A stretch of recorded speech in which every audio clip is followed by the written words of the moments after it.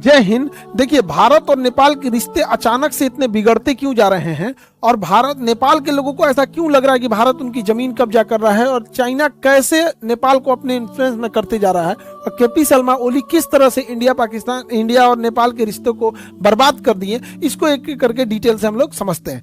देखिए, जब मुगलों का पतन हुआ था तो नेपाल के राजा मजबूत थे, वो तराई का एरिया कब्जा कर लिए, कुमायूं, गढ़वाल, सिक्किम, ये सारा एरिया को कब्जा कर लिए।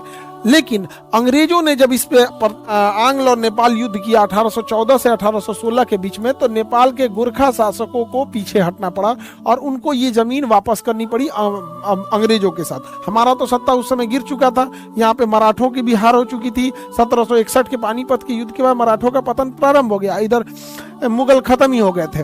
तो यहाँ से पहले जो सतलज नदी से इनकी सीमा बनती थी, अंग्रेजों ने इसे कह दिया कि भैया ये आपकी काली नदी से सीमा बनेगी यहाँ पर, और यहाँ पर मेची नदी, और यहाँ गंडक नदी, ये बॉर्डर जो बनेगा बिहार के साथ गंडक नदी। तो 3 नदियों को सीमा बना दिया अंग्रेजों ने। अब इन 3 नदियों को समझते हैं। ये सीमा जो बनाई गई थी ये सुगौली में बैठ के बनाई गई थी। सुगौली बिहार के चंपारण में एक जगह है सुगौली, तो सुगौली में ये संधि हुई 1816 की, इसलिए इसे सुगौली की संधि कहते हैं। इसके तहत नेपाल की पश्चिमी सीमा काली नदी, उसके उधर भारत का उत्तराखंड, इधर मेची नदी, इसके इधर सिक्किम, और नीचे ये गंडक नदी। अब इन नदियों से विवाद कैसे है, तो ये विवाद समझती है मेनली गंडक और मेची को लेके, क्योंकि नदियां अपना रास्ता बदल देती हैं। जब हम नदियों के हिसाब से बॉर्डर बनाते हैं तो ये तो समझ में आता है कि उधर वो देश उधर ये देश, लेकिन हजारों साल, 100 साल, 150 साल पर नदियां अपना रास्ता बदल देती हैं, तो बॉर्डर लाइन आगे पीछे हो जाता है। इसी को समझते हैं लोग। यहाँ देखिए, बिहार में यहाँ पर गंडक नदी अपना रास्ता थोड़ा सा बदल ली। इधर काली और मेची के बाद में समझेंगे गंडक नदी यहाँ चंपारण में अपना रास्ता कैसे बदली।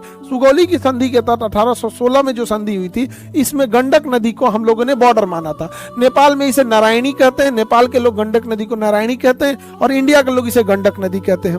अब हुआ क्या, जब ये 1816 की सुगौली की संधि हुई थी तो एक शहर था, सुस्ता नाम का एक गांव था।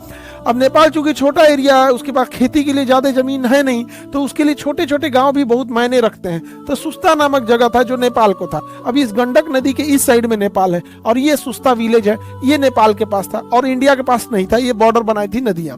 लेकिन नदियां जैसे कि अपना रास्ता बदलती हैं, नदियां ने, ये नदी जो थी, ये गंडक नदी ने ऐसे रास्ता बदल दिया। रास्ता बदल लेने के कारण यहाँ पर ये जो सुस्ता जगह है, ये सुस्ता जगह इंडिया में चला आया। अब ये जगह आ गया इंडिया में। नेपाल का कहना है कि भैया नदी रास्ता बदल दी, गौवा तो मेरा था, पहले जनगणना हमारे यहाँ होती थी। तो एक ये वाला डिस्प्यूट है सुस्ता को लेकर, गंडक नदी को लेकर। उसके बाद जो विवाद है ये समझते हैं थोड़ा सा डिटेल से कि ये वाला विवाद क्या कह रहा है। देखिए, यहाँ पर काली नदी बॉर्डर बनाती है और इस साइड में मेची नदी बॉर्डर बनाती है। तो काली नदी जो है ना, इसका उद्गम जो शारदा नदी है यानी काली नदी, इसकी उद्गम यानी स्टार्टिंग को लेके प्रॉब्लम है। कैसे, ये उत्तराखंड है, ये उत्तराखंड है। अब जो काली नदी जो है, ये नदियां कहां से मिलके बनेगी, इसका 2 नदियों से मिलके बनती। एक नदी की ओरिजिन होती है लिम्पियाधुरा से और एक होती है लेपुलेख से। जिस समय 1816 में सुगौली की संधि हुई थी, उस समय इस लेपुलेख नदी को ओरिजिन माना गया था। तो लेपुलेख नदी के इस साइड में इंडिया हो, नेपाल हो गया, और इस साइड में इंडिया का उत्तराखंड हो गया। लेकिन बहुत सारे जगहों पे इस काली नदी का उद्गम लिम्पियाधुरा को माना गया है।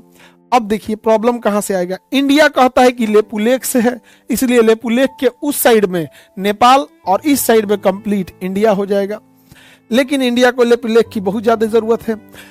नेपाल का कहना है कि पहले हमारे यहाँ के लोगों की जनगणना भी हमारे नेपाल में होती थी। क्यों? क्योंकि नेपाल का कहना है कि ये जो काली नदी है इसका उद्गम लिम्पियाधुरा से है। अगर लिम्पियाधुरा से उद्गम माना जाएगा तो ये एरिया नेपाल को एक्स्ट्रा मिल जाएगा। नेपाल कहता है कि भैया ये नदी का जो ओरिजिन है हम लिम्पियाधुरा को मानते हैं। भारत का कहना है कि नहीं भैया हम लेपुलेख मानते हैं। अब बीच में फंस जाता है काला पानी कि भैया हम किधर से जाएं यहाँ पे। अब ये जमीन जो है ये हमारे लिए बहुत ज्यादा खेती उपजाऊ इस सब की जमीन नहीं है। मेन ये जमीन हमारे लिए कैलाश मानसरोवर यात्रा के लिए ज्यादा जरूरी है। यहाँ पर कैलाश मानसरोवर यात्रा है तो ये लेपुलेख दर्रा होके हम लोग जा सकते हैं। अब चाइना क्या किया है, यहाँ अपनी ट्रेन लेके चला आया, बुलेट अपनी ट्रेन।